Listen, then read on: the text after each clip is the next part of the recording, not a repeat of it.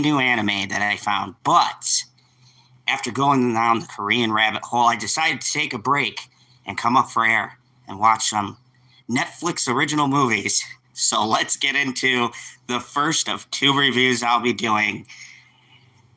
The female-led John Wick, as they're calling it, trigger warning.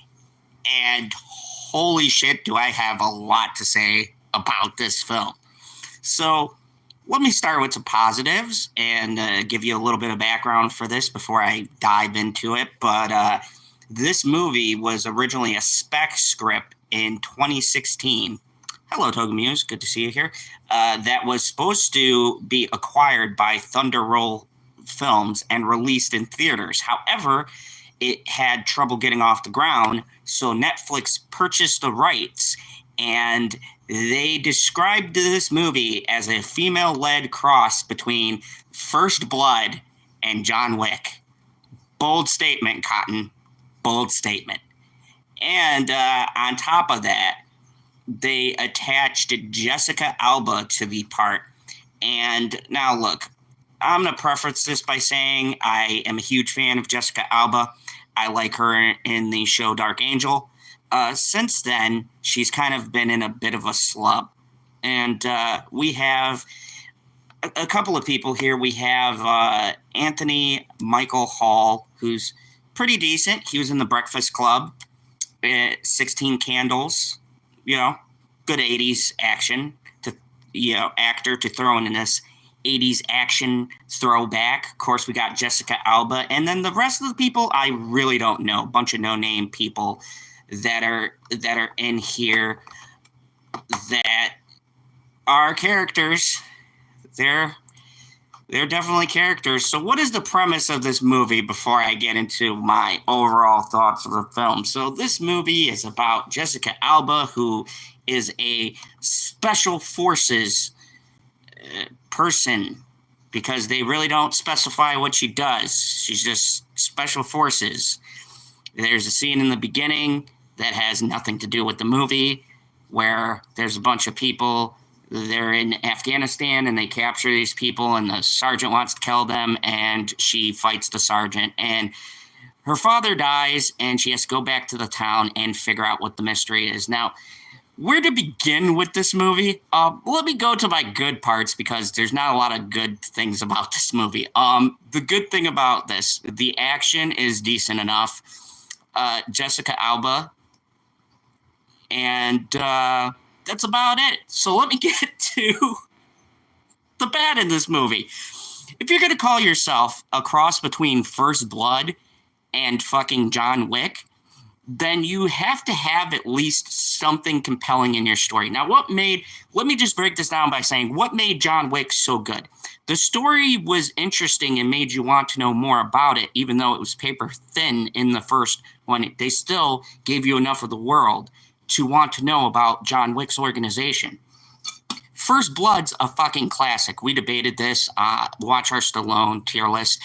To have the balls to call yourself the female-led cross between First Blood and John Wick with a fucking abysmal script like this, I'll give them one thing: they're gutsy. The dialogue. The dialogue in this movie, and I stopped because Bitchy is here with me, and I said this dialogue is terrible in that it doesn't sound like people talking. It sounds like people reading off of a script. Literally. Like, there's a scene where the guy goes, "I'm so sad your father died." She's like, "But something about this is so suspicious. Look at these rocks. He was an explosive expert. Clearly, he wouldn't have just blown up the grenade right where he landed. There's something fishy." It's dialogue like that, pretty much all the way through.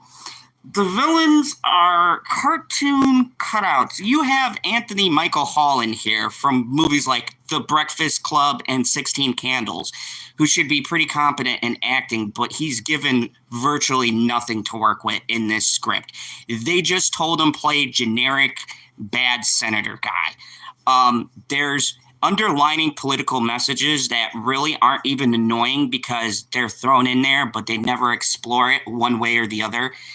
It's just like, oh, he's a politician, so he has to have political views. It's not even the one that pisses me off to where I can watch this, hey, Christine, what's up? And say, oh, well, the political messaging was annoying, but it's like this script commits to absolutely nothing. This movie is the antithesis of everything that John Wick and First Blood were not. The movie has stereotypical, the brother who's goofy, comic relief, the senator who's clearly evil, her past love, who's the brother of the other brother who are sons of the senator, and they're all in on a shady conspiracy, and they killed her father to try to cover it up. And look, I'm sorry, spoilers, but no one's gonna watch this piece of shit. It's so generic and by the numbers that this movie is bad in a way where it's just kind of bland in certain parts. I guess my other positive is the action. I give it to Jessica Alba, and the fact that when making this character, it doesn't feel like a Mary Sue kind of deal. She gets her ass kicked quite a bit. She does have a couple of times where she's literally off her feet for days. I respect them not wanting to try to make it practical, but the writing and the directing is so poor. That's the other thing. The shot composition and the lighting in this movie is fucking abysmal. I know they're supposed to be in a cave, but there's a way you could light it to where I could see shit. The last half of this movie is in a cave fighting these people, and I swear to God I could see like one or two of the fights.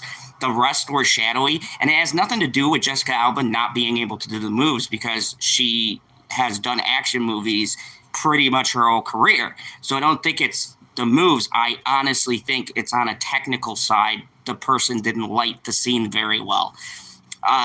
The swearing in it and the way they deliver certain lines is just fucking god awful. It's got to be some of the worst delivered lines I've heard in years. I don't mean 80s cheese nostalgia. I mean just bad line delivery just across the board. This movie is fucking atrocious as far as that goes. Now, I'm trying to be fair because I don't want to say that it's not entertaining in certain scenes, but it's just kind of boring. And it gets to a point where you're so bored that even the action scenes that are spread throughout this are kind of just, hello, how are you? Adriana, and welcome, Christine. So, yes, this movie is not very good dialogue. The action is okay. It's terribly lit. And I wish I could say that Jessica Alba puts in a solid performance, and she does try, but just the dialogue and the way she delivers her lines, and I don't know to blame the actress or the director and writer for this, but it sounds very hollow, and she comes off as not having a personality. And they do the thing that they always do. Oh, well, thank you. Greetings from Romania.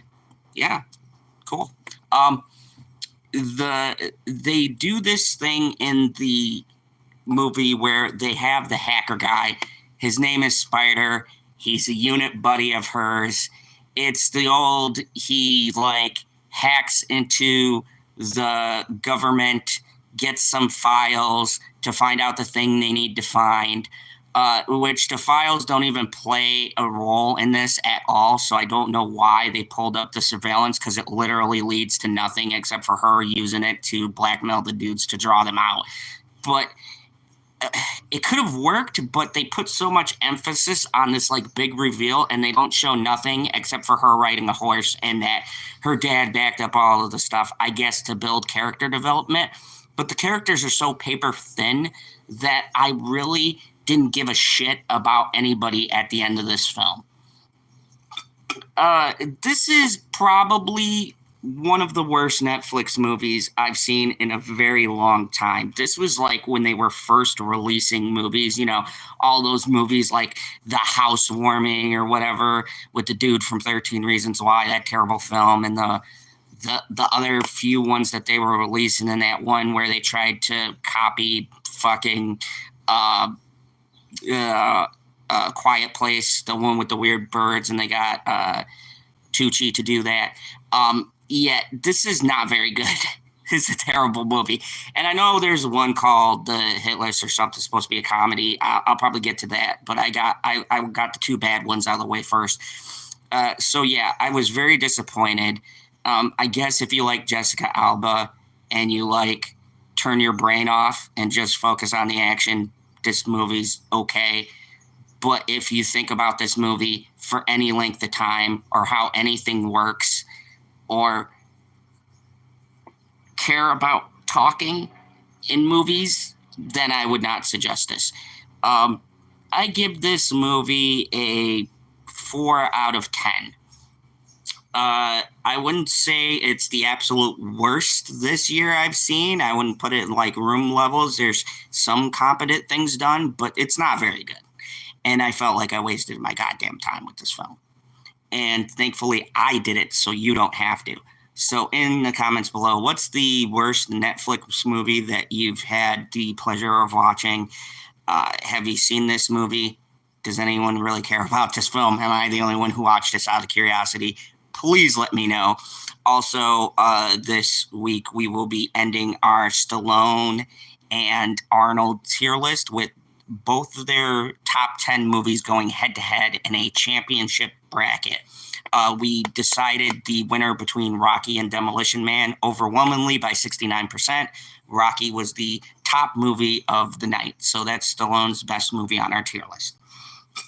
But anyways, let me know what you think. Did you like this movie? Did you not like this movie? In a bit here, I will be doing one more review for another movie that I found definitely better than this one, but not by much. Atlas. So join me for that review. Anyways, thank you very much. And as always, remember, there is only one rule here in the Fandom Zone.